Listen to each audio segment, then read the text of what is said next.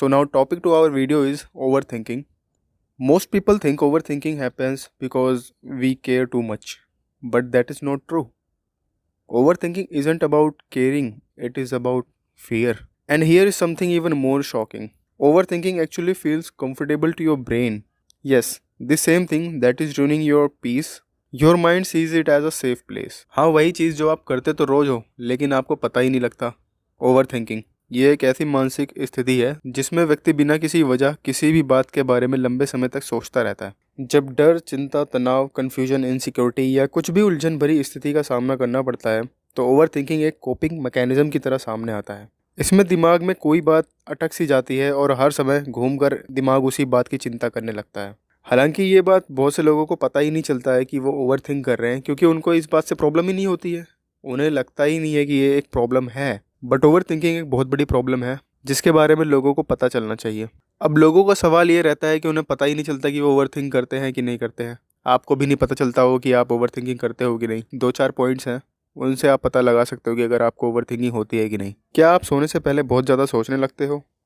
क्या आपके मन में भविष्य की चिंताएं या पास्ट की बातें घूमती रहती हैं जिससे आपकी नींद पे भी फ़र्क पड़ता है? ओवरथिंकिंग की वजह से आप घंटों भर लेटे रहते हो बट नींद नहीं आती है. ये एक पहला पॉइंट है. Thinking every time about particular situation कि और अच्छा किया जा सकता था. इस बात की चिंता करना कि दूसरे लोग आपको किस तरह देखते हैं. डिसीजंस लेने में प्रॉब्लम होती है. Find it hard to take decisions. Small decisions जैसे क्या खाना है, क्या पहनना है, क्या बात करनी है या बात नहीं करनी है. Hard to sleep. Thinking about past, future and regrets every time. या फिर हमेशा ख़राब सिचुएशन के बारे में ही सोचते रहते हो. या इससे ज़्यादा बुरा क्या हो सकता है, इससे ज़्यादा अच्छा भी तो हो सकता था कि बुरा ही होना ज़रूरी था. ऐसे करके आपके मन में सवाल आते हैं. या फिर आप सिनेरियो को रिपीट करते रहते हो अपने माइंड में. उन सिनेरियोज़ को जैसे आपने किसी से कोई कन्वर्सेशन करी, फिर आप सोचते हो कि यार इससे अच्छा जवाब दिया जा सकता था, काश कि ये ना कह के मैं ये कह देता, या इस बात को मैं ऐसे कह सकता था. आप बार बार यही सोचते रहते हो. इसके बाद और भी ज़्यादा कन्फ्यूज़ हो जाते हो. इसी को ओवर थिंकिंग कहते हैं. यही सब पॉइंट्स हैं जिससे आप पता लगा सकते हो कि आप ओवर थिंकिंग कर रहे हो या नहीं कर रहे हो. अगर आपको लगता है कि ये पॉइंट्स हाँ आप इनसे एग्री करते हो तो हाँ आप ओवर थिंकिंग करते हो. अब जब आपको पता है कि आप ओवर थिंकिंग करते हो तो देखो यहाँ पे 2 तरीके के ओवर थिंकर्स होते हैं यूजुअली. पहला टाइप होता है व्हाट इफ़, जो व्हाट इफ़ सिनेरियोज़ में फंसे रहते हैं. क्या हुआ अगर मैं फेल हो जाऊँगा तो? क्या वो मुझे लाइक करते हैं कि नहीं करते हैं? क्या मुझे ये करना चाहिए था? क्या मुझे ऐसे बोलना चाहिए था? ये सिचुएशन में वो फंस जाते हैं. दूसरा पॉइंट है दी रिप्ले ओवर थिंकर्स, जो किसी भी सिनेरियो को बार बार अपने दिमाग में रिपीट करते रहेंगे कि अरे यार मुझे ऐसा बोल देना चाहिए था, नहीं ऐसा कर लेना चाहिए था, नहीं ये डिसीजन लेना चाहिए था, ये गलत डिसीजन ले लिया. एक बेटर रिस्पॉन्स ये हो सकता था, ये ना देकर मैं ये बोल सकता था, ये ना कह के ऐसा कर सकता था. इमेजिनरी थिंग्स करते रहेंगे हमेशा. दे स्टक इन पास्ट, वो हमेशा पास्ट में ही फंसे रहते हैं.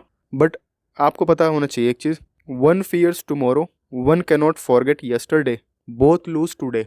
आपको प्रेजेंट में आना ही पड़ेगा. इस बारे में जानते हैं कि ओवर थिंकिंग कोई इंसान करता क्यों है, ओवर थिंकिंग आपको होती क्यों है. First point, illusion of control. Your brain believes if keep thinking about it, I won't be surprised. Overthinking becomes a shield. अगर आप उस सिनेरियो के बारे में पहले ही सोच लोगे और वो सिनेरियो अगर आपके पास फ्यूचर में कभी होता है तो आप उससे सरप्राइज नहीं होगे क्योंकि आपने पहले ही सोचा हुआ था. इसलिए ब्रेन को पसंद है ये चीज़. Brain prefers familiar pain. Uncertainty is scary, over thinking is familiar. मतलब आप किसी चीज़ को, सिचुएशन को ओवर थिंक कर लो, सिनेरियो को, और बाद में वो चीज़ आपके सामने हो जाती है तो आपको वो चीज़ अलग नहीं लगती है, डिफरेंट नहीं लगती है. आप वो रिएक्शन नहीं दोगे ना उस चीज़ को लेके कि हाँ अरे यार ये तो मैंने पहले ही सोचा था. तो ये सब आपका दिमाग करता है आपको घुमाने की चीज़ें, क्योंकि thinking requires no action.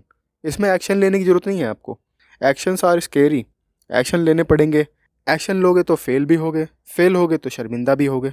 But over thinking तो सेफ़ है, ईजी है और इसके कॉन्सिक्वेंसेस भी नहीं है. इंसान ओवर थिंकिंग क्यों करता है? कोई पास्ट का एक्सपीरियंस है, रिग्रेट है, होप, प्रेशर या रिलेशनशिप है, उसकी वजह से ओवरथिंक करते हैं. या फिर हो सकता है कि आप खुद पे ट्रस्ट ही नहीं करते हो. You don't trust your self. Self doubt is fuel of overthinking. जब आप जितना सेल्फ डाउट करोगे खुद पे उतना ज़्यादा ओवरथिंक करोगे. You know most people don't have overthinking problems, they have fear problem, trauma problem और सेल्फ कॉन्फिडेंस प्रॉब्लम. चलिए थोड़ा जान लेते हैं इसके पीछे की साइंस क्या है कि हम इतना ओवरथिंक करते हैं, या कोई भी, या आप इतना ओवरथिंक क्यों करते हो.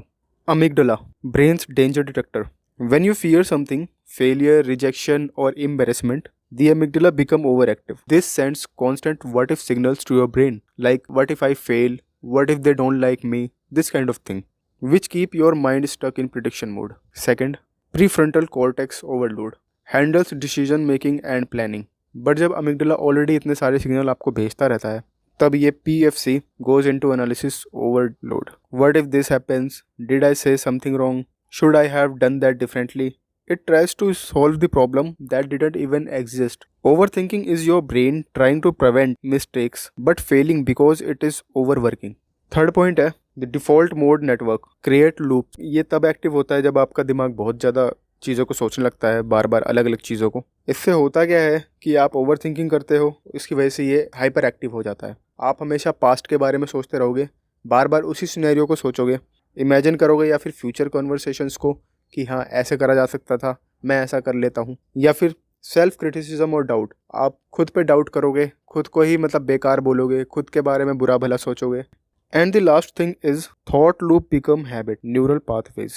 Your brain builds pathways like roads. The more you overthink, the stronger the roads. Eventually brain goes overthinking default mode and becomes habit. आप जितना सोचोगे आपका ब्रेन उतना डिफ़ॉल्ट मोड पे चलता जाएगा. मतलब लोगों को पता ही नहीं लगता कि वो ओवरथिंक कर रहे हैं. क्यों? क्योंकि एक हैबिट बन गई है ना. आदत हो, अच्छी है बुरी है, कैसे पता लगेगा?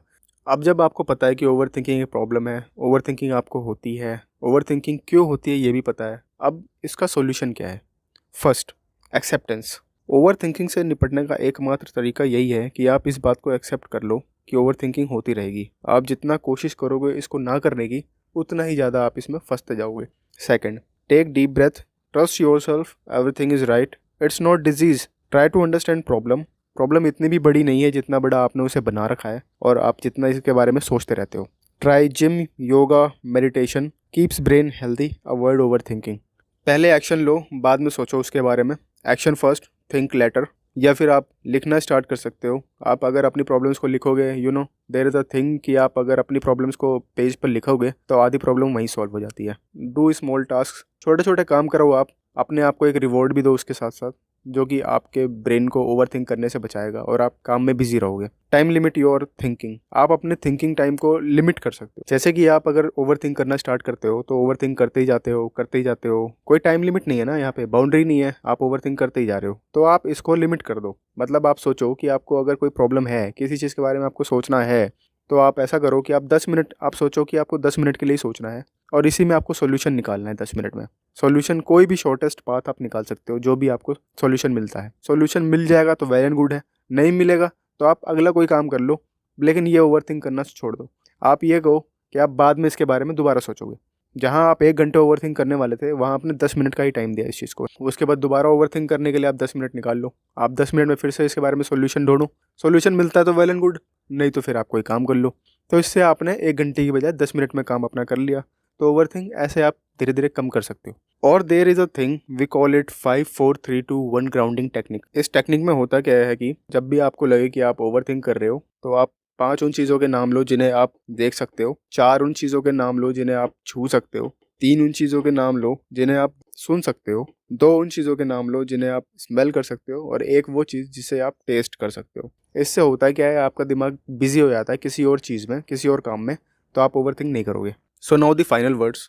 Overthinking is not bad. Overthinking doesn't mean you are weak. It means your mind is trying to protect you, just in a wrong way. Thinking is good.